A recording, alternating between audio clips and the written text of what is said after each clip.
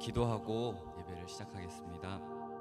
좋으신 주님, 우리를 이 거룩하고 복된 주일에 예배 자리로 불러 모아주시니 참으로 감사를 드립니다. 하나님, 우리가 이 시간 신령과 진정으로 하나님을 예배할 수 있도록 도와주시고, 우리 마음속에 있는 어떠한 장애물과 어떠한 근심거리, 짐들이 있다면 이 시간 나사렛 예수 그리스도의 이름으로 그 보혈의 피로 깨끗이 씻어 주시옵소서. 하나님, 우리에게 자유를 주시고 이 세상을 누리게 하신 하나님의 은혜에 참으로 감사를 드립니다. 하나님, 주님의 이름이 이 시간 깊게 우리의 마음속에 심겨지는 복되고 거룩한 시간이 되도록 도와주세요. 예수님의 이름으로 기도합니다.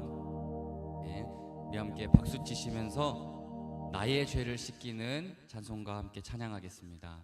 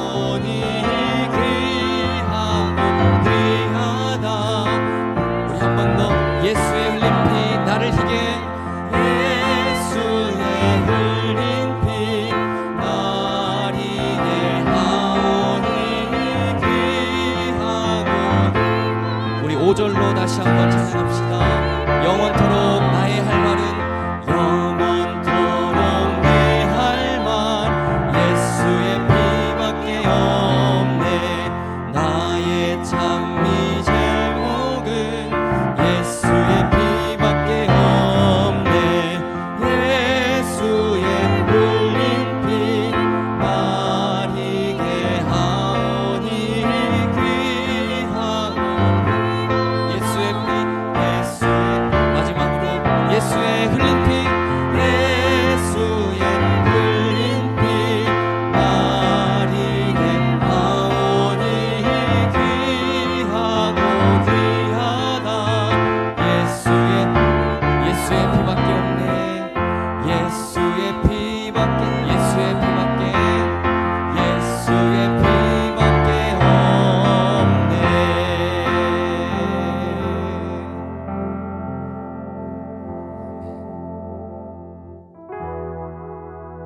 우리 나를 향한 주의 사랑 함께 고백합시다. 우리 함께 박수치며 찬양하겠습니다.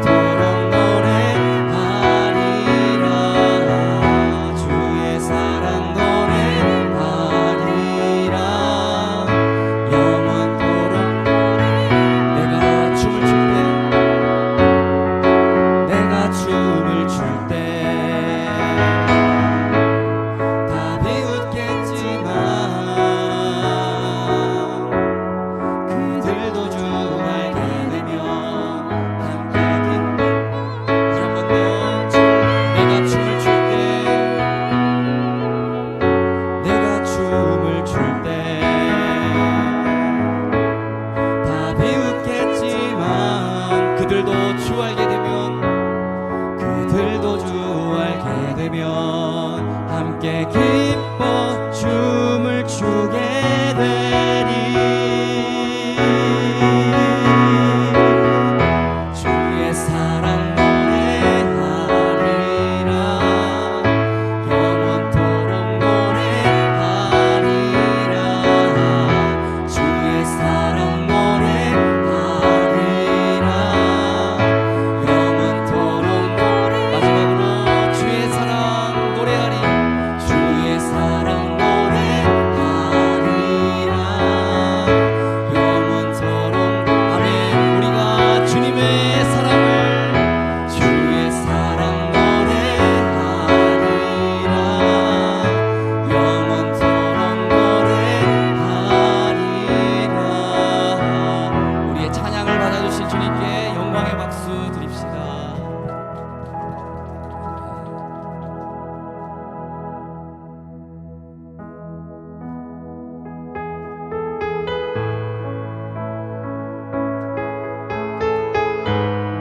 우리의 자격과 우리의 신분이 아닌 오직 예수 그리스도의 피로 말미암아 우리가 주께 예배드립니다. 주의 보좌로 나아갈 때에 주의 보좌로 나아갈 때에 어떻게 나가야 할까? 나를 구원한 주의 십자가 그것을 믿으며 가네. 주의 보좌로 나아갈 때에 주의 보좌로 나 여전히 부족하나 나 여전히 부족하나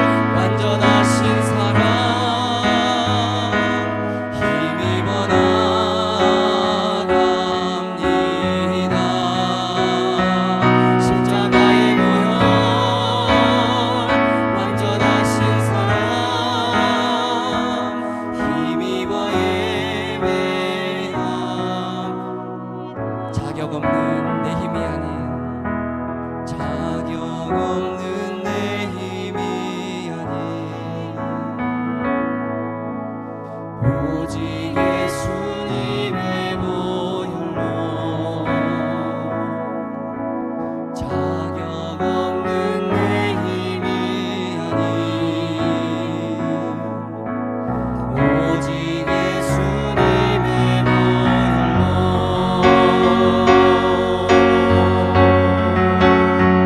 십자가의 보혈 완전하신 사랑 힘입어 나갑니다.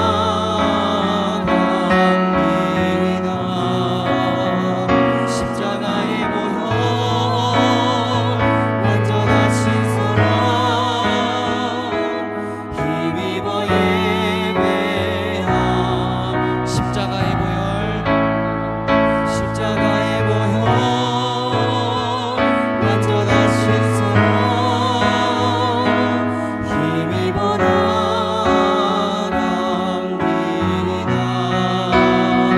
십자가의 보혈 완전하신 사랑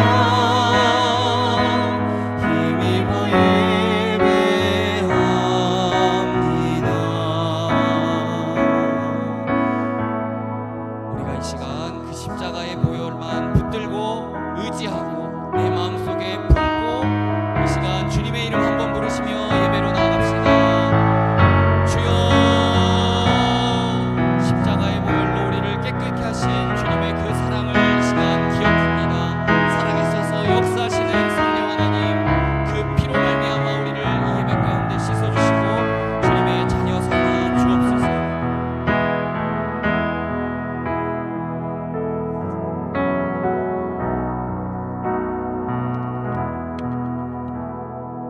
사랑하는 주님, 감사합니다. 오늘도 저희들에게 예배 드릴 수 있도록 저희들의 마음을 주장하여 주시고 또 인도해 주심을 감사합니다. 오늘 말씀을 통하여서 오늘 찬양을 통하여서 오로지 우리 하나님 영광 받아 주시옵고 저희들이 드리고자 하는 모든 기도의 제목과 내용들 주여 받아 주시옵소서. 하늘의 향기를 흥납하셔서 저희들이 드리는 모든 기도와 그의 제목들에게 주님 응답하여 주시는 거룩한 주일이 될 수 있도록 주여 도와주시옵소서. 예수님의 이름으로 기도합니다. 함께 찬송가 25장으로 하나님께 영광 올려드리겠습니다.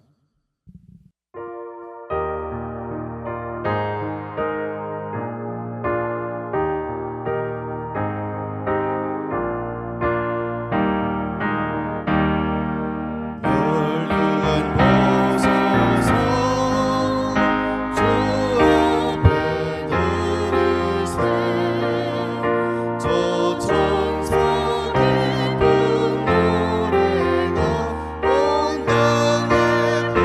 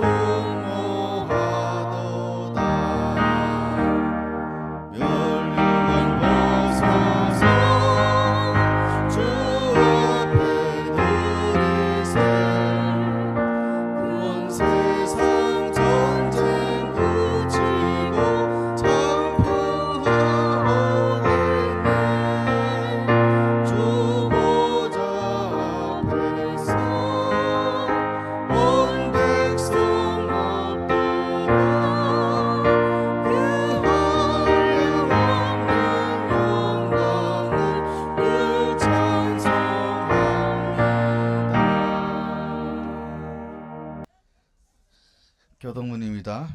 교동문 129편. 제가 한 절, 여러분들 한 절 하겠습니다. 시온에 따라 크게 기뻐할지어다. 예루살렘에 따라 즐거이 부를지어다. 보라, 내 왕이 내게 임하시나니 그는 공의로우시며 구원을 베푸시며 겸손하여서 나귀를 나귀에 잡은 것 곧 나귀 새끼니라. 내가 에브라임의 병거와 예루살렘의 말을 끊겠고 전쟁하는 활도 끊으리니 그가 이방 갈 것이요 그의 통치는 바다에서 바다까지 이루고 유브라데 강에서 땅끝까지 이르리라. 앞에서 가고 뒤에서 따르는 무리가 소리 높여 이르되 찬나 다윗의 자손이여 찬송하리로다. 다같이 주의 이름으로 오시는 이여 가장 높은 곳에서 호산나 하더라. 아멘. 사도신경으로 함께 신앙 고백 드리겠습니다. 나는 전능하신 아버지 하나님 천지의 창조주를 믿습니다. 나는 그의 유일하신 아들 우리 주 예수 그리스도를 믿습니다. 그는 성령으로 잉태되어 동정녀 마리아에게서 나시고 본디오 빌라도에게 고난을 받아 십자가에 못 박혀 죽으시고 장사된 지 사흘 만에 죽은 자 가운데서 다시 살아나셨으며 하늘에 오르시어 전능하신 아버지 하나님 우편에 앉아 계시다가 거기로부터 살아있는 자와 죽은 자를 심판하러 오십니다. 나는 성령을 믿으며 거룩한 공교회와 성도의 교제와 죄를 용서받는 것과 몸의 부활과 영생을 믿습니다. 아멘.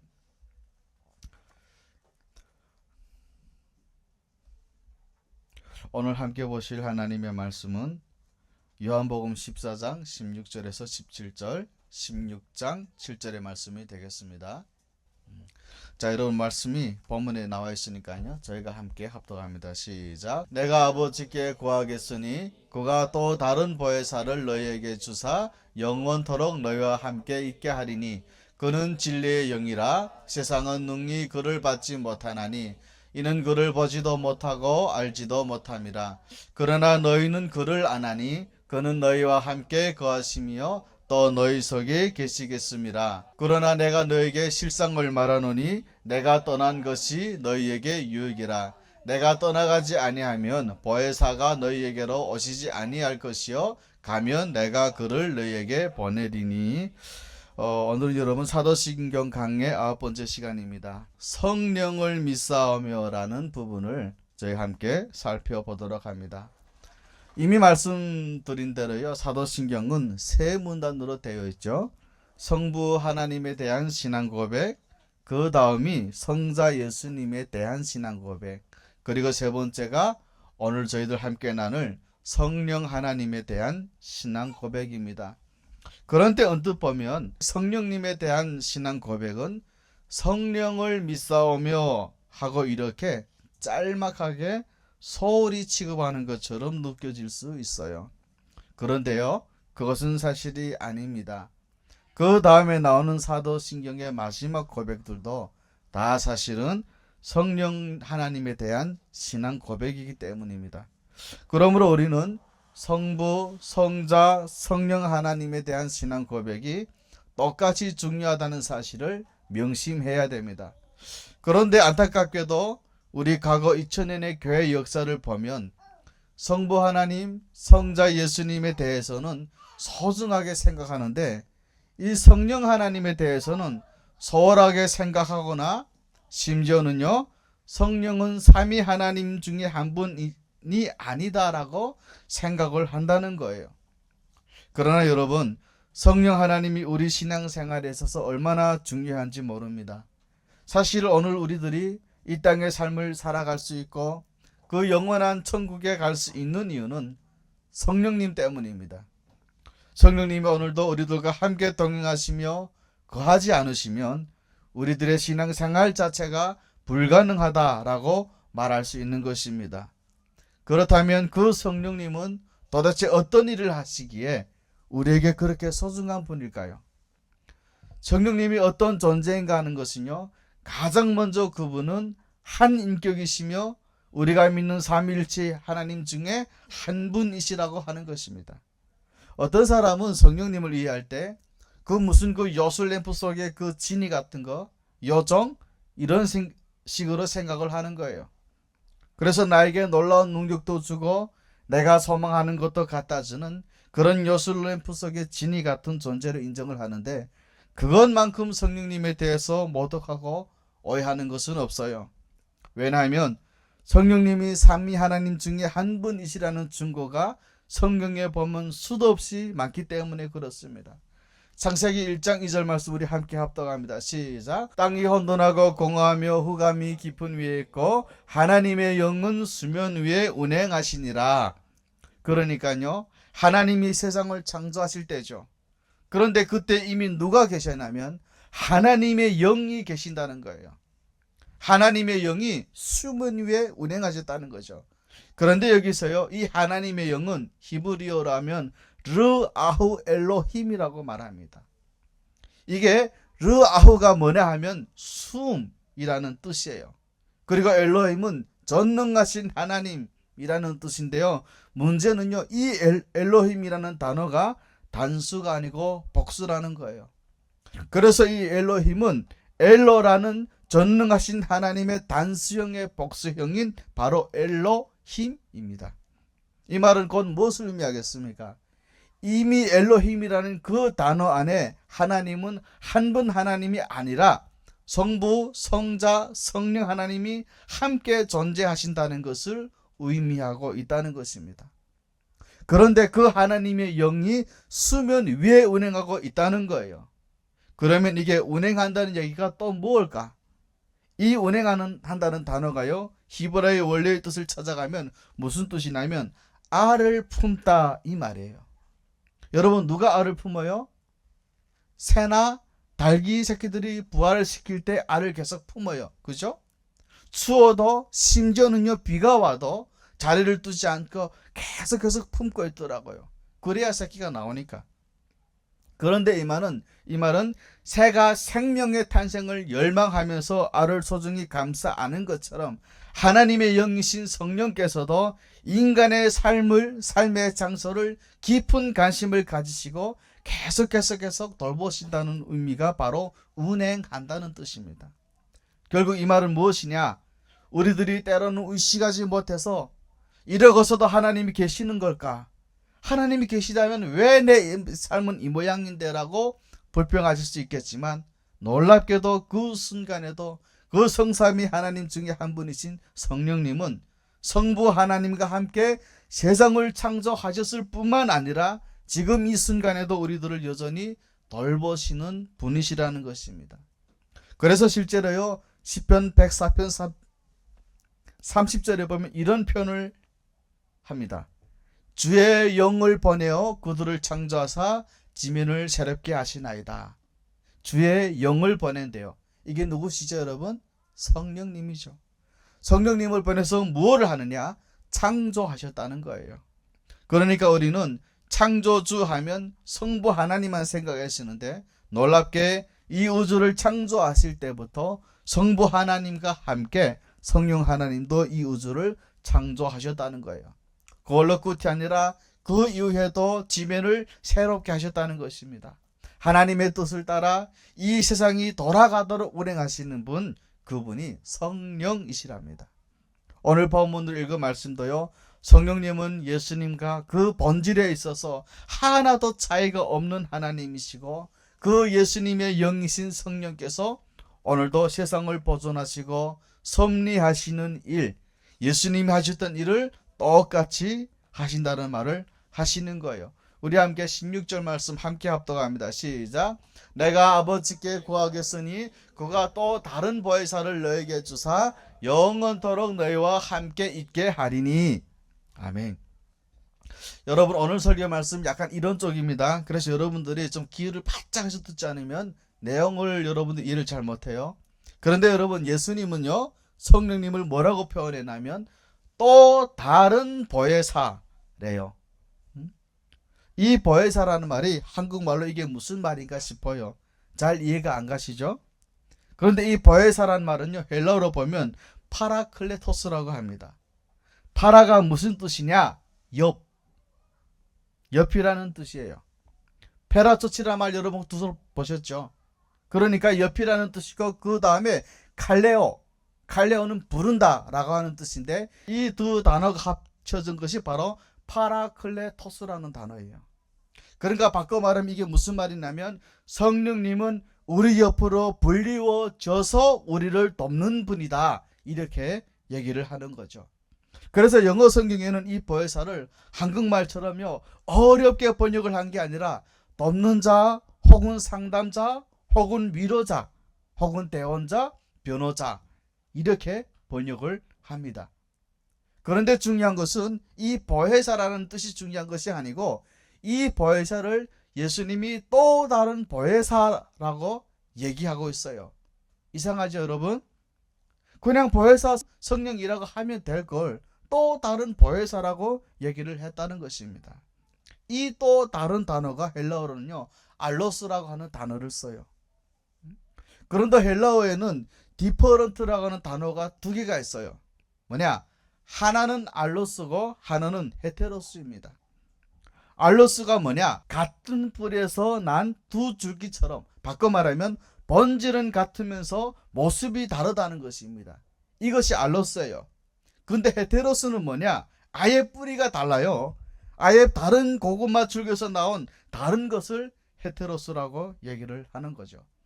그렇다면 여러분, 오늘 본문에 쓰여진 또 다른 성령님을 표현한 다음은 알로스를 썼을까요? 헤테로스를 썼을까요? 어우야, 맞아요 여러분, 알로스입니다. 그 말은 무슨 말입니까? 성령님께서는 예수님과 본질이 그 출발이 똑같다는 것입니다. 하시는 역할이 다를 뿐 그 본질과 건세와 영광에 있어서는 성령님은 좀 격이 떨어지시는 분이 아니라 하나도 다름없는 동등한 하나님이시라는 것입니다. 그것이 바로 성령님이시라는 것이죠.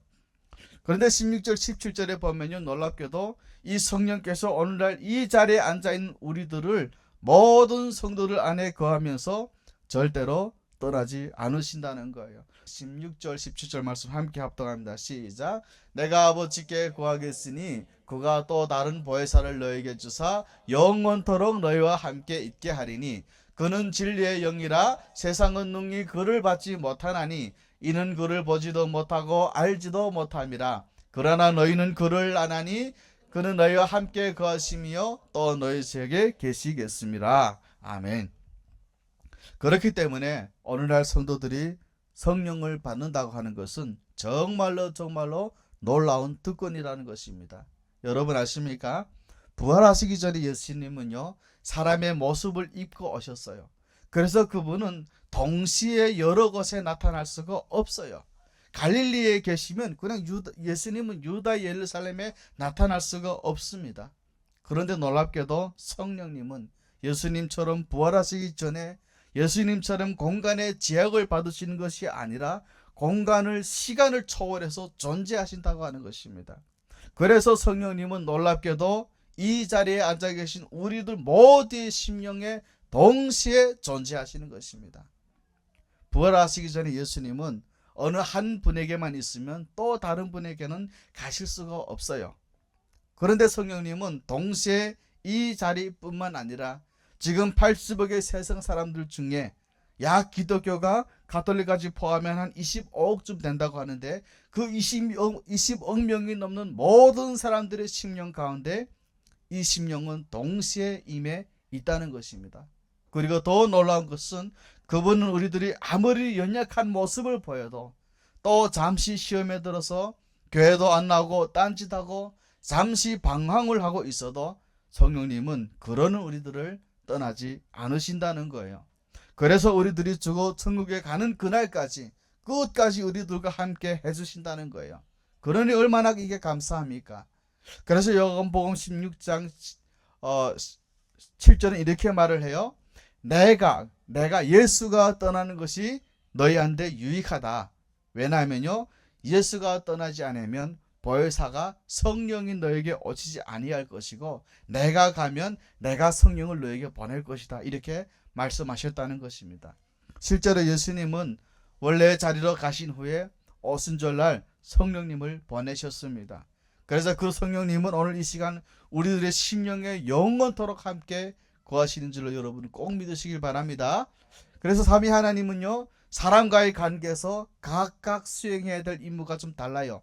그런데 중요한 것은 이 삼위 하나님은 언제나 조화를 이루시면서 역사하신다는 거예요. 그래서 전능하신 하나님이신 성령님은 신자 안에 내주하시고 오늘도 그 신자를 지도하시며 능력을 입혀 주신다는 거예요. 그래서 오늘도 우리가 우리 자신을 한 인격이고 한 하나님이신 그 성령님 지배 아래 내 삶을 올려드릴 때 성령님께서는 비로소 우리들의 삶을 축복하시고 또한 우리들로 하여금 맡겨진 거룩한 사명을 감당하도록 힘을 주신다는 거예요. 그런데 안타깝게도 어느 날 이 은혜를 받은 우리는 성령님이 분명히 거하시는데도 불구하고 어찌된 일인지 조금 마음이 불편해지면 세상 사람들하고 성령이 없는 사람들하고 별반 차이 없이 행동을 하고요. 조그만 어려운 일이 생기고 속상한 일이 생기면 금방 투정하고 불평하고 염려합니다. 그 이유가 무엇일까요? 성령님은 분명히 우리 안에 거하십니다. 그러나 그 성령님은 정말로 인격적인 분이셔서 우리들의 삶을 구원하는데 완전히 내어 맡기지 않는 한은 성령님이 주도적으로 우리들의 삶 가운데 역사하지 않으신다는 거예요. 그러므로 오늘도 나는 예수를 믿어도 왜 내 삶은 이 모양이냐고, 왜 되는 것 없이 이렇게 불편하고 내 뜻대로 되는 일 없고 왜 이렇게 화만 나는지 모르겠다고 말씀하신다면 이유는 딱 하나입니다. 그런 분들 안에 성령이 안 계시는 것이 아니라 그 성령님께 우리들의 삶을 드리지 않기 때문에 그래요. 오로지 우리들의 삶을 그분께 맡길 때 그 순간부터 오늘 당장 이 예배 시간서부터 성령님은 우리들의 삶을 지배하시고 우리들의 삶을 지도하시고 우리들의 삶에 놀라운 능력을 부어주시는 줄로 여러분 믿으시길 바랍니다. 그러면 여러분은 이제 더 이상 이 세상의 문제로 말미암아 맨날 염려하고 걱정 근심하는 그런 열등감에 사로잡혀 사는 그런 겁쟁이가 아니라, 그런 나약한 자가 아니라 승리자로 살게 될 수 있는 줄로 믿습니다. 그 은혜가 오늘 이 시간 이 자리로부터 시작될 수 있기를 간절히 축원합니다. 그렇다면 성령님은 구체적으로 우리들의 삶에 어떤 일을 주도하고 계실까요? 다시 말하면 성령께서 우리들의 삶에 임하실 때 어떤 축복과 은혜가 임하겠습니까? 가장 먼저는요, 성령님은 우리들로 하여금 거듭나게 해주셔서 죄를 깨닫게 하시고, 그래서 우리들이 죄인이라는 것이 깨달아질 뿐만 아니라 예수님을 통한 구원의 은혜를 받아들이게 하신다는 것입니다.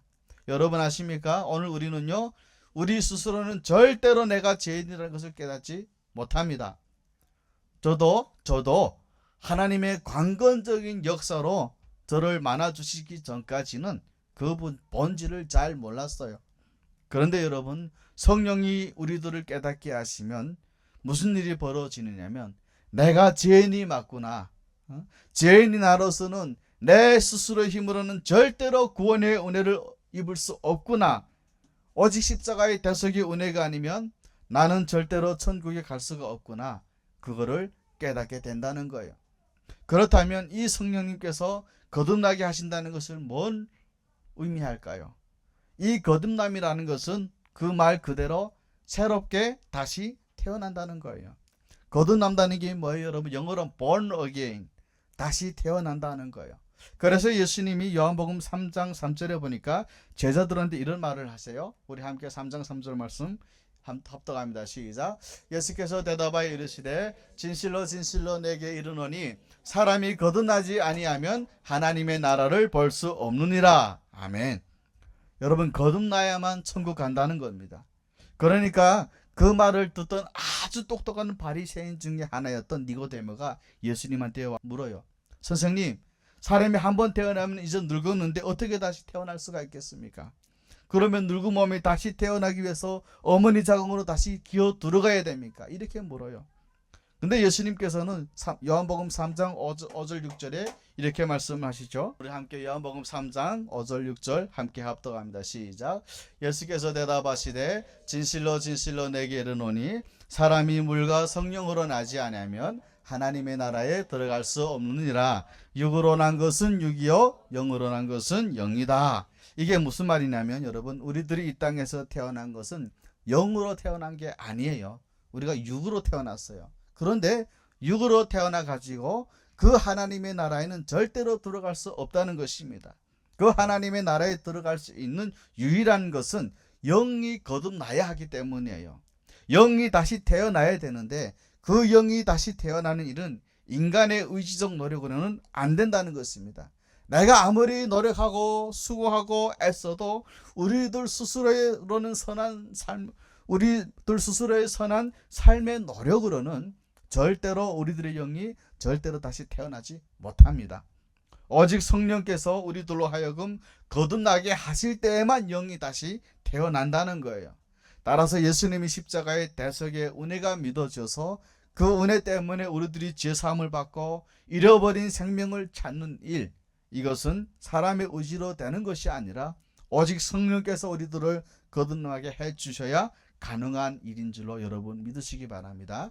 그런 의미에서 여러분이 이 성령으로 말미암아 거듭나셔서 예수님의 은혜를 믿게 된 것, 이것은 전적으로 하나님께 속한 것이고, 그래서 우리들이 이 땅에 살면서 가장 감사해야 될 일이 바로 그 일이라고 하는 것입니다. 로마서 4장 4절부터 8절에 그 은혜를 이렇게 설명을 합니다. 우리 함께 합독해 봅니다. 시작. 일하는 자에게는 그 삭시 은혜로 여기지 아니하고 벗으로 여겨지거니와 일을 아니할지라도 경건하지 아니한 자를 의롭다 하시는 이를 믿는 자에게는 그의 믿음을 의로 여기시나니, 이러한 것이 없이 하나님께 의로 여기심을 받은 사람의 복에 대하여 다윗이 말한 바, 불법이 시험을 받고 죄가 가려짐을 받는 사람들은 복이 있고 주께서 그 죄를 인정하지 아니하실 사람은 복이 있도다 함과 같으니라. 아멘. 무슨 말이냐면, 내가 일을 일주일에 한 40시간을 했어요. 그래서 그 보수를 받잖아요. 그 보수는 은혜로 생각하지 않아요. 그죠? 당연한 거다 생각을 했죠. 내가 일을 해서 받는 거니까. 그런데 일을 하나도 안 한 것처럼 하나도 경건하지 않아요. 오히려 나쁜 짓만 하고, 그런데 그런 자들을 너는 의로운 자다 이렇게 인정해 주신다면 그것이 바로 복이라는 것입니다. 그래서 다윗이 무슨 말을 하냐? 내가 비록 불법을 저질렀어도 그 불법을 용서받고 그 죄가 가리움을 받은 자, 그들이 복이 있는 자다, 이렇게 얘기한다고 하는 것입니다. 오늘도 우리는 예수님 믿고 신앙생활을 하면서 하나님께 축복받았다고 자랑을 해요. 하나님이 저를 축복해 주셔가지고 제가 비즈니스가 한 일마다 다 잘 되네요. 예배 잘 드리고 봉사를 잘했더니만 하나님이 이렇게 축복해 주셔서 모든 일이 잘 돼가고 있어요. 아시다시피 여러분, 제가 여러분들이 모르는 게 있는데 제가 한때 죽을 병에 걸렸던 적이 있습니다. 물론 북한에서도. 그런데 성령님이 놀랍게도 역사해 주셔서 그 병이 깨끗이 나았어요. 되게 신기하죠. 정말 축복이고 감사한 일이었어요. 여러분, 죽을병 걸렸다가요, 축복받아서 다시 나아도요, 문제는 언젠가는 또다시 죽는다는 것입니다.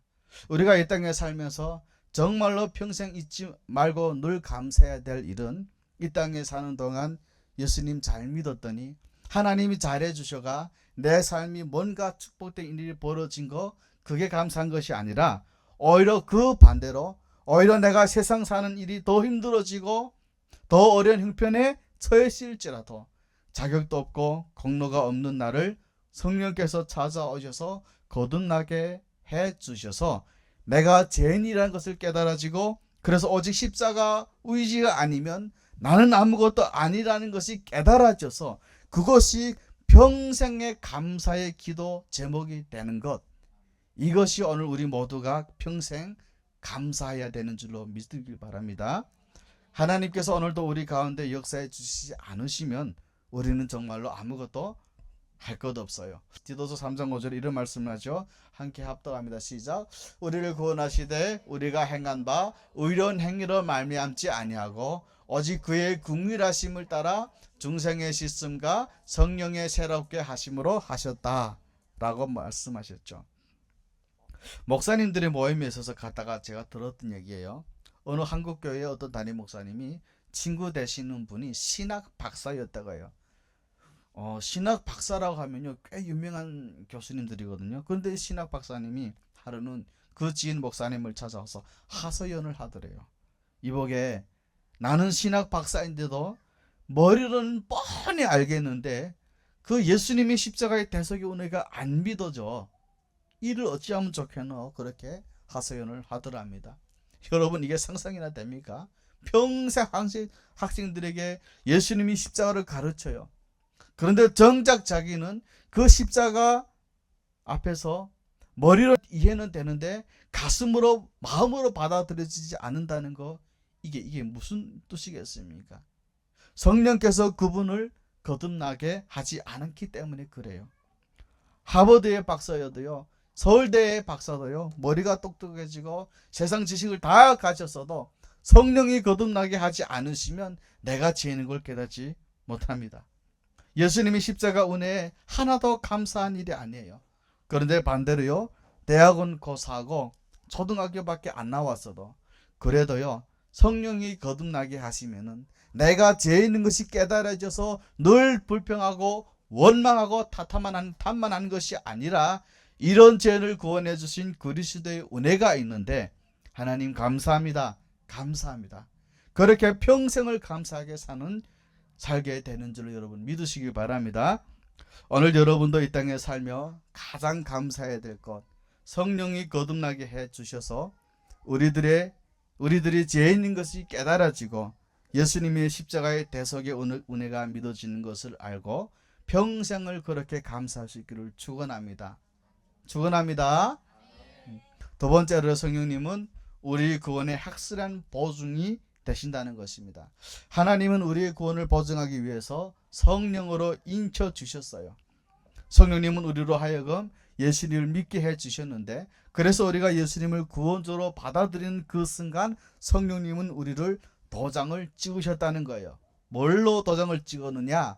너는 이 시간 이후로부터는 영원한 생명을 얻은 하나님의 자녀가 맞다 하고 도장이 찍힌 거라는 겁니다. 그리고 그 도장 찍힌 것은 절대로 파악이 되거나 되돌려지지 않는다는 거예요. 여러분, 도장을 어떨 때 찍죠? 우리가 보통 계약을 할 때, 거래가 끝났어 했을 때 이 거래 내용에 다 동의를 할 때 도장을 찍는 거잖아요. 우리가 그리스도를 구세주로 믿을 때 하나님께서는 우리에게 구원의 선물을 주셨습니다. 그런데 성령님께서 그걸 인쳐 주셨다는 거죠. 그 말이 무슨 말이냐면 그 순간 나와 하나님과의 거래는 다 끝났다는 거예요. 그래서 더 이상 하나님이 나를 구원하셔서 하나님의 자녀가 되게 하는 그 계약은 취소되거나 위반되는 일은 없다는 것입니다. 바꿔 말하면 구원은 바로 그 순간 우리의 것이 되고 그 순간 이후로 어느 누구도 그 구원을 나로부터 빼앗갈 수 없다고 하는 것입니다. 그래서 에베소서 1장 13절에 이렇게 말씀합니다. 함께 합동합니다. 시작. 그 안에서 너희도 진리의 말씀 곧 너희의 구원의 복음을 듣고 그 안에서 또한 믿어 약속의 성령으로 인치심을 받았느니라 라고 말씀하고 있는 것입니다. 여러분, 계약할 때 가장 나중에 하는 일이 도장을 찍는 거죠. 근데 그 도장 찍으면서 그 계약 내용안을 안 살펴보고 꾹꾹 찍는 사람은 없어요. 다 살펴보는 거예요. 그래서 그 계약 내용에 다 동의될 때 도장을 찍는 거지, 이 중에 5개는 다 동의가 되는데 2개는 동의 안 됩니다. 여러분, 그래서 도장을 찍습니까? 안 찍죠. 그 7개가 다 동의가 되고 절대로 이 7개는 취소되지 않는다고 확신할 때 그 사람도 나도 도장을 찍는 거야. 우리들이 구원이 바로 그와 같다고 하는 것입니다. 또 도장이 의미하는 바는요, 소유권을 상징해요. 고대 사회에서는 여러분, 노예들한테 불도장을 찍잖아요. 왜 불도장을 찍을까요? 소유권을 나타내는 거예요. 마찬가지로 하나님께서 우리들을 소유 삼으시고 도장을 꽉 찍었단 말이에요. 누구는 병원은 누구 거다? 하나님 거다라고. 그러면 그 순간부터 우리들은 하나님의 것이 되어서요, 어떤 사탄도 어떤 다른 피조물들이라도 결국 우리들을 하나님의 품에서 빼앗아갈 수 없다고 하는 것입니다. 그래서 사도 바울은 이 에베소서 신자들에게 그 도장을 찍는 것이 어떤 의미인지를 잘 아는 그들에게 너희가 하나님의 소유가 되어서 너희들의 구원은 보증이 되었다는 것을 이 도장을 가지고 설명을 한다는 거예요. 당시에 이 에베소라는 도시는요, 목재 무역이 성했다고 해요. 그래서 에베소에는 수시로 통나무들이 들어오는데 그 통나무가 들어오면 가장 먼저 주의들이 하는 일이 뭐냐면 그 통나무에다 불도장을 팍 찍어버리는 거예요. 그 불도장이 찍히면 절대로 다른 사람이 그 통나무를 못 가져가요. 그러니까 에베소 교인들은 우리가 성령님으로 말미암아 도장이 찍혔다라고 하는 말을 하면 그것이 무슨 의미인지를 분명히 한다는 거예요. 여러분, 우리는 평생을 예배를 드려요. 여러분들이 평생 예배를 몇 번 드리는지 아세요, 여러분? 이거는 한국 분들이 기준이에요. 우리 북한 사람들은 빼고. 주일만 예배만 해도요, 한국 분들이 태어나서부터 하나님을 믿고 이제 평생 살아가잖아요. 한 70년에서 80년을 산다고 치면 무려요 3,000에서 3,000번 정도를 예배를 드리게 된다고 해요. 그리고 뭐 수요 예배, 뭐 다른 예배 다 포함하면 한 5,000번 정도, 한 10,000번 정도 새벽 예배까지 하면 드린다고 해요. 그런데 너무나도 놀라운 일이 있죠. 너무 놀라운 일은 3,000번, 5,000번, 10,000번을 드려도 내가 별로 안 변한다는 거예요. 문제는 3,000번을 들으면 좀 달라져야 되잖아요. 그런데 여러분, 자신이 여러분들 더 잘 알잖아. 조금 달라지긴 했는데 그렇게 드라마틱하게 바꿔질지 않아요. 여전히 속상한 일이 생기면 화나고, 여전히 뭔가 갖고 싶고 취하고 싶은 게 생기면 욕심이 생기고, 여전히 속상한 말 들으면 상처받고, 하나도 세상 사람들과 다른 점이 없는 그런 모습으로 살아간다는 거예요. 그런데 놀라운 것은 그런 우리들을 성령님은 포기하지 않으신다는 거예요. 그래서 오늘 16절 후반부터 그렇게 말을 하잖아요. 그가 또 다른 보혜사를 너에게 주사 영원토록 너희와 함께 하시게 하겠다고요. 구약시대 성령은요, 특별한 사람들에게만 특별한 임무를 수행을 위해 잠시 머물렀죠. 그런데 오늘날 이 시대는요, 한번 성령이 임하시면 절대로 우리들을 떠나지 않으신다는 거예요. 여러분들이 아무리 성령님을 배반하고 아무리 헛짓을 하고 아무리 주님하고 관계없이 살아가도 끝까지 우리들을 포기하지 않으세요. 그래서 어떤 방법을 통해서라도 나중에는 반드시 주님의 품에 돌아올 수 있도록 포기하지 않으신다는 거예요. 여러분, 이거보다 더 큰 은혜가 어디 있겠습니까? 저는요, 가끔 생각해 보면 내가 나를 돌아봐도 어떻게 내가 내 힘으로 그 구원의 은혜를 입겠습니까?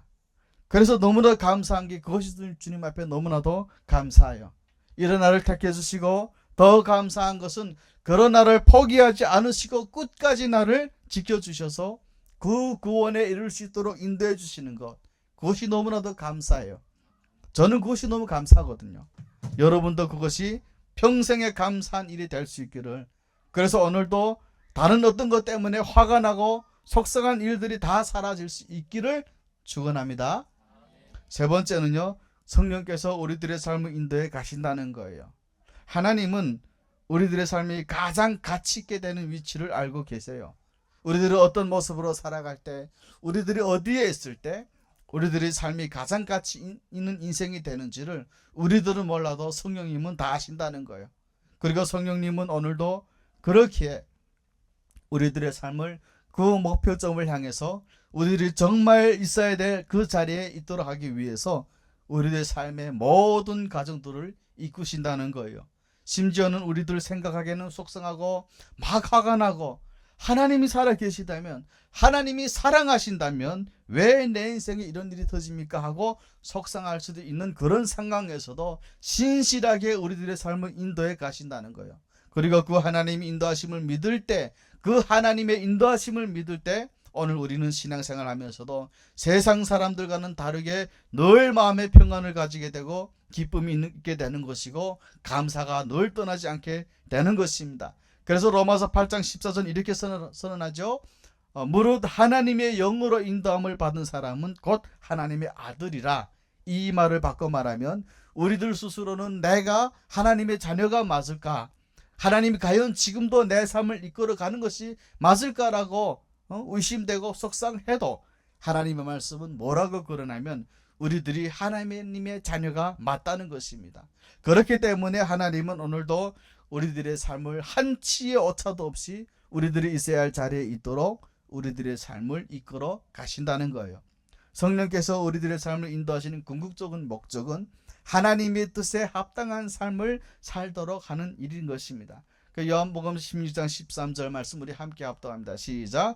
그러나 진리의 성령이 오시면 그가 너희를 모든 진리 가운데로 인도하시리니 그가 스스로 말하지 않고 오직 들은 것을 말하며 장래일을 너에게 알리시리라. 아멘. 오늘은 좀 속상하기도 하고 황당하기도 하고 때로는 힘들겠지만 지금 이 순간에도 성령님은 우리들의 삶을 인도하고 계시고 그 삶이 인도하는 최종 목표, 사실은 우리들이 반드시 있어야 될 자리, 그 자리로 하나님의 뜻을 이루는 그 자리로 진리를 이루어가는 그 자리로 우리를 이끌어 가신다고 하는 것입니다. 사도행전 16장 6, 7절에 보면 사도 바울이 이런 고백을 해요. 성령이 아시아에서 말씀을 전하지 못하게 하시거늘 그들이 부르기아와 갈릴리 땅으로 다녀가 무시아 앞에 이르러 비두니아로 가고자 했을 때 예수의 영이 허락하지 아니하는지라.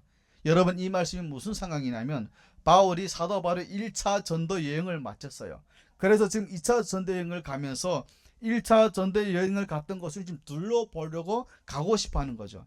그런데 그걸 성령이 막았다는 거예요. 바울이 1차 전도 여행 갔던 것을 다시 돌아보면서 그들의 믿음을 굳게 하려고 하는 거, 그거 잘못된 거 아니잖아요. 근데 오히려 칭찬받을 일인데 성령이 못 가게 했다는 거예요. 왜냐하면 그분들 중에 혹시 믿음을 잃은 분은 없을까 살펴보기 위해서 가겠다고 했는데 뭐가 잘못됐을까? 그런데 그럴 때 여러분 바울은 어떤 반응을 보였나요? 하나님이 인도하심이라는 것은 늘 내가 기대하고 바라는 것, 나에게 좋은 것만이 아니라 설사 내가 원치 않는 일이 있다 할지라도 나를 고통스럽게 하고 힘든 일이 있다 할지라도 그것 역시도 하나님께서 나를 더 잘하신 하나님께서 나로 하여금 선하신 하나님의 뜻을 이루는 자리로 이끌게 하시기 위함이다라고 생각하며 감사하면서 순종했다는 거예요. 그런 성령의 인도하심이 실제적인 가치를 안다면 우리는 더 이상의 삶의 스트레스나 삶의 긴장으로부터 벗어날 수 있어요. 세상 사람들이 하는 말이 있죠. 늘 힘들대요. 여러분 이해돼요? 당연합니다. 그러나 예수님 믿는 사람들이라면 우리들의 삶을 이끌어 가시고 계시는데도 불구하고 왜 이렇게 세상 살기가 힘들고 예수 믿고 힘들어하고 그것 때문에 힘들어하는 것이 아니라 내 마음에 하나님보다 먼저 우선시하는 그것 때문에 기도하고 마음 아파해야 하는 것입니다. 우리가 그러지 못한 이유는 딱 한 가지인데요. 그것은 바로 성령의 인도하심이 어떤 것인지를 알지 못하기 때문에 그래요.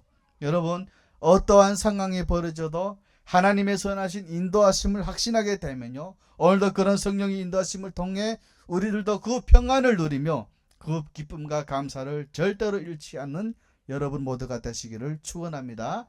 그런데 그 성령은 우리들의 삶을 어떻게 인도하시냐면 사실은 말씀을 통해서 진리로 인도를 하십니다.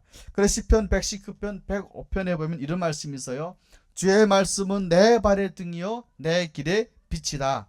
우리가 종종 꿈 얘기, 환상 얘기 많이 하시는 분들을 볼 수 있어요.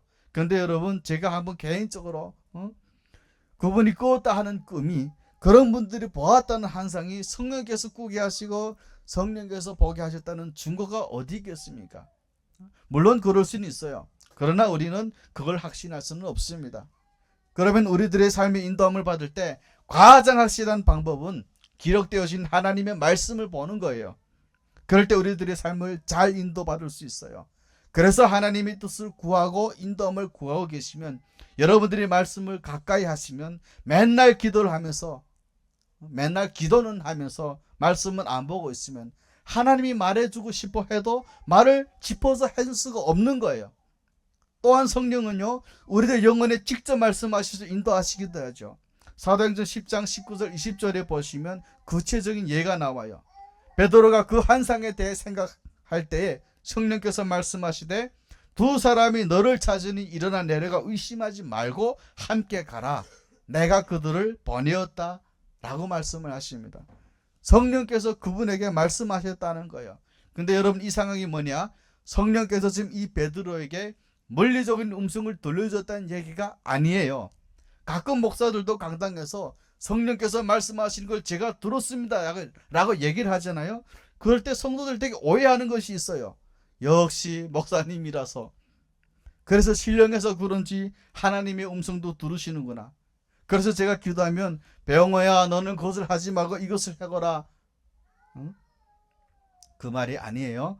하나님의 음성을 들었다는 얘기가 아니고 기도할 때 성령께서 너무나도 확실하게 말씀하시는 것처럼 귀에 들려지는 음성처럼 확신을 갖게 하셨다는 얘기예요. 그러므로 여러분도 하나님의 뜻을 구할 때 제발 하나님의 음성 들으려고 하지 마세요.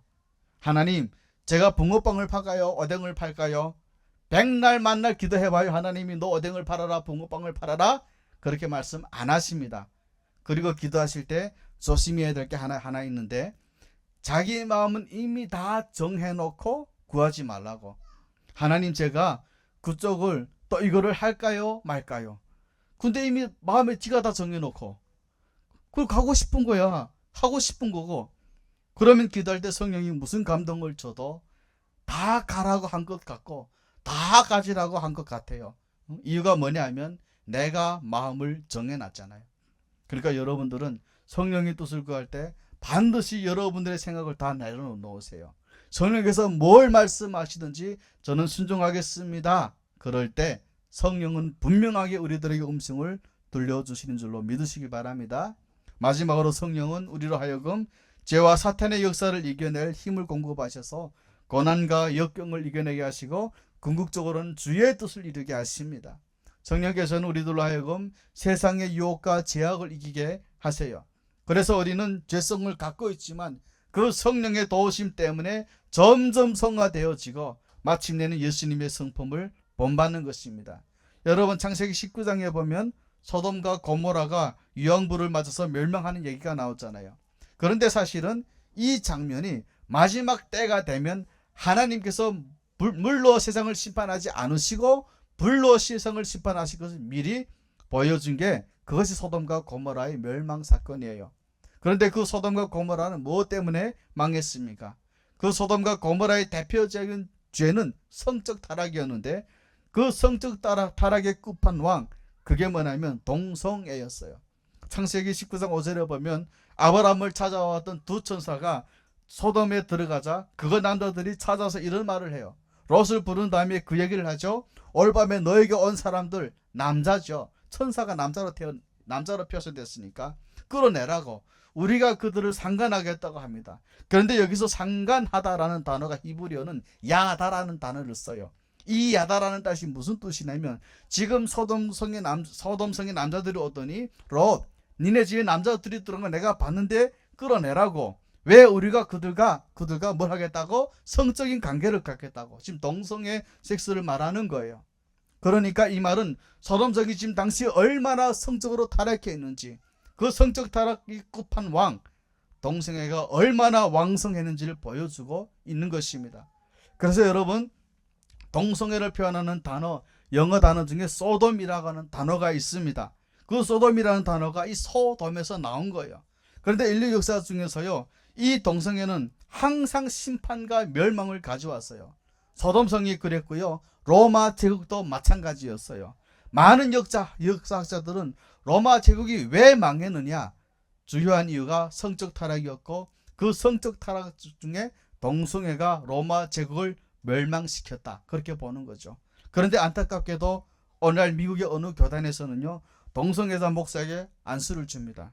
그리고 그 목사가 또 다른 동성애자들의 결혼 주례를 해줘요. 그런데 많은 사람들은 그 동성애가 천성적으로 타고난 것이기 때문에 절대로 인간의 노력은 극복이 안 된다. 나도 어쩔 수 없다. 동성애자의 성령을 갖고 태어나서 나도 이렇게 호모섹스리얼티아를 할 수밖에 없다. 이런 얘기를 한대요. 여러분, 그 말은 틀린 말이에요. 성령께서 역사하시면요, 동성애자는 반드시 치료될 수 있는 것입니다. 다만 한 가지 조건이 있어요. 그것이 뭐냐 하면 그 동성애가 죄라는 것을 인정을 해야 돼요. 그래서 내가 죄를 짓고 있다, 그러니 성령님 이 죄를 용서해 주세요, 고쳐주세요 라고 하면 성령은 반드시 동성애를 치유했습니다. 그런데 많은 동성애자들은 그것을 죄라고 인정을 안 해요. 오히려 성소수자라고 대접받고 싶어하는 그런 상황에서는 성령님은 절대로 역사할 수 없는 거예요. 성령님의 도우심을 통해 극복되지 못할 죄는 여러분 없습니다. 그리고 또 하나, 성령은요, 우리들이 종종 겪게 되는 고난을 잘 극복하지 못하고 있을 때조차 우리들의 연약함을 탓하는 것이 아니라, 그래서 우리들을 포기하시는 것이 아니라 지켜보시다가 어느 순간에 나타나셔서 우리들을 도우셔서 그 역경과 고난을 이겨내게 하시는 분이십니다. 그래서 로마서 8장 26절에 보시면 성령도 우리의 연약함을 도우시나니 우리가 마땅히 기도할 바를 알지 못하나 성령은 말할 수 없는 탄식으로 우리들을 위해 친히 간구하신다고 해요. 우리 스스로의 힘으로 고난과 역경을 이겨나갈 수 없을 때 여러분 너무 속상하지 않아요? 포기하고 싶을 때가 많잖아요. 그런데 그러한 순간에도 성령님은 안타까이 여기시면서 우리들을 위해 중보하시다가 어느 순간 등장하셔서 우리들로 하여금 그 고난과 역경을 이겨내고 마침내 주의 뜻을 이루는 자가 되게 하신다는 것을, 그 성령이 오늘도 여러분과 저와 함께 계신다는 것입니다. 말씀을 맺도록 하겠습니다. 중국의 어느 시골 마을에 한 처녀가, 아가씨가 예수님을 영접했는데 복음을 너무 전하고 싶어서 견딜 수가 없는 거예요. 그래서 그분이 자신이 가지고 있는 것은 성경책 딱 한 권이니까 이분이 어떻게 했냐면 정기적으로 도시에 나가서 피를 뽑아서 팔았다고 해요. 자기 피를 뽑아가지고 그걸 가지고 종이하고 펜을 사요. 왜 성경을 사면? 당신은 비쌌거든요. 성경이. 종이와 펜을 가지고 자기가 직접 메모를 해가지고 많은 사람에게 나눠줬다고 합니다. 그런데 참 놀라운 역사가 일어나는 게, 그가 복음을 전할수록 응답률이 100% 나타났다는 거예요. 많은 사람들이 예수님을 영접하더라는 겁니다. 이렇게 말했더니 피를 뽑는 이상한 짓 하지 말고요. 그 아가씨가 그렇게 했다는 거예요. 그때 그 상황에. 그 이유가 뭔지 아십니까 여러분? 이분은요, 성령께 도우심을 간절히 구합니다. 그런 헌신과 수고 끝에도 가만히 있지 않고, 이 정도 내가 헌신했으면 성령님 당연히 역사하셔야 되는 거 아니에요?가 아니라 성령께 간절히 기도하시는 것입니다. 목숨을 바쳐서 목숨을 걸고 성령의 도우심을 구하신다는 거예요. 그러니 당연히 놀라운 역사도 함께 있는 거죠. 여러분, 오늘도 여러분 인생에도 어떤 어려움들이 있겠습니까? 성령님의 도우심이 정말로 여러분들에게 필요하십니까? 나는 여러분들이 성령에 대해서 제대로 잘 알고 그런 성령의 도우심을 받길 바랍니다. 여러분들이, 저나 여러분들은 어디까지 할 수 있는 단계가 있고 그 단계를 절대 못 벗어나요. 우리는 그에가 최후의 승자가 돼야 되는데 뭘로서 무슨 힘으로 우리가 살아나가겠어요? 그러니 여러분, 성령님께 구하십시오. 그런 우리의 연약함을 고백하시고 회개하시고 성령님의 도우심을 간절히 구하신다면 그분께서 언제나 우리들과 함께 하실 것입니다. 우리 함께 찬양을 부릅니다. 진리의 성령님 오셔서. 이 찬양은 여러분들 이 찬양을 부를 때 성령님 이 시간에 제 마음에 들어와 주세요. 그래서 하나님을 알 수 있고 깨달을 수 있는 힘을 주십시오. 우리의 마음을 정케 하시고 그 들어오는 성령님을 우리가 아바 아버지로 받아들일 수 있도록, 그런 우리가 될 수 있도록 주여 도와주시옵소서. 그런 의미에서 함께 부릅니다. 어서서 진리의 성령님.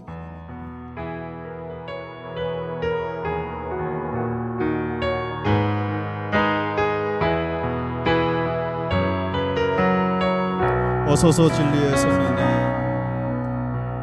오소서 진리의 성령님. 이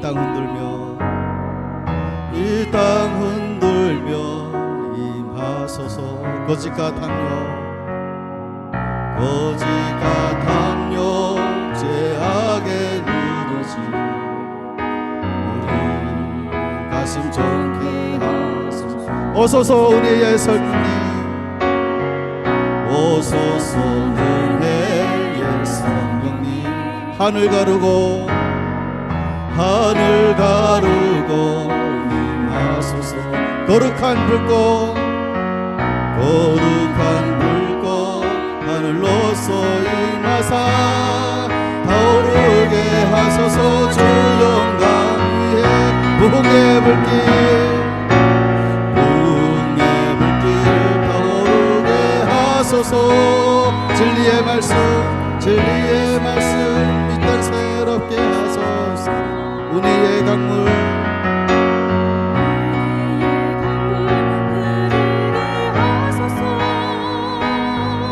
성령의 바람 이 땅 가득 불어와 흰옷 입은 주의 백성결한 백성 흰옷 입은 주의 순결한 백성 주의 영광 위에 이제 일어나 열방을 치유하며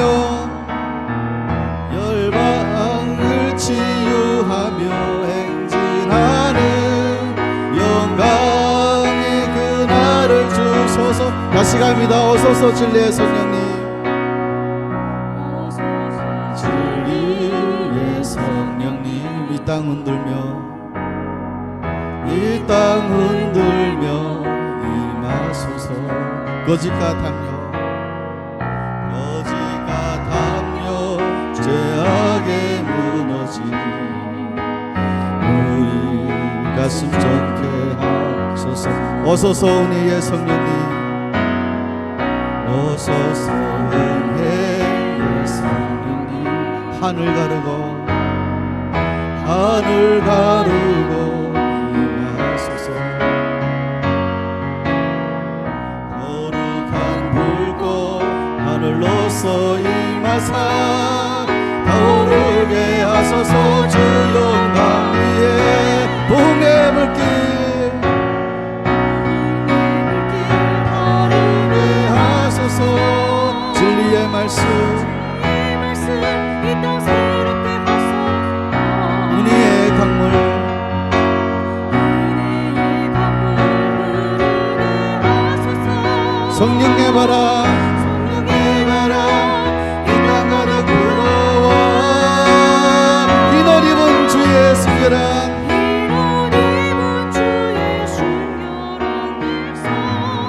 주의 영광 위에 이제 일어나 열방을 치유하며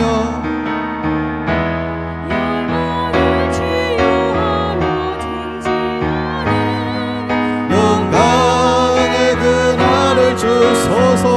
부흥의 불길 타오르게 하소서. 부흥의 불길 타오르게 하소서. 진리의 말씀 이 땅 새롭게 하소서. 은혜의 강물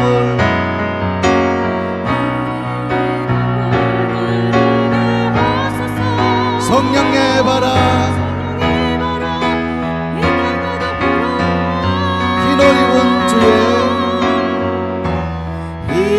입은 주의 순결한 백성 주의 영광 위에 이제 일어나 열방을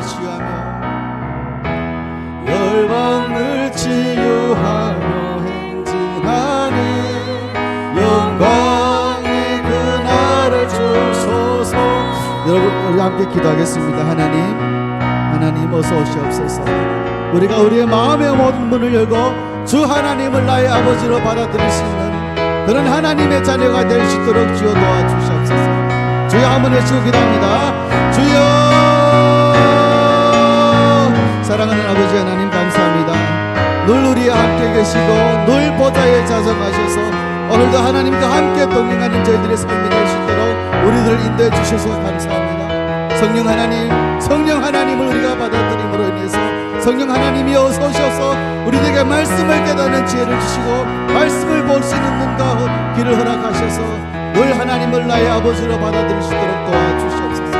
구원하니 하나님 아버지 저희들과 함께하여 주시옵소서. 그래서 하나님 우리가 드린 모든 기도의 제목들이 모든 기도의 향기가 하나님으로 올라가서 하나님 우편에서 저희들이 함께 기도받고 응답받는 저희들 될 수 있도록 주여 도와주시옵소서. 오늘 하루 살아갈 때 이 한 주도 살아갈 때 주의 성령님 함께하여 주시옵소서.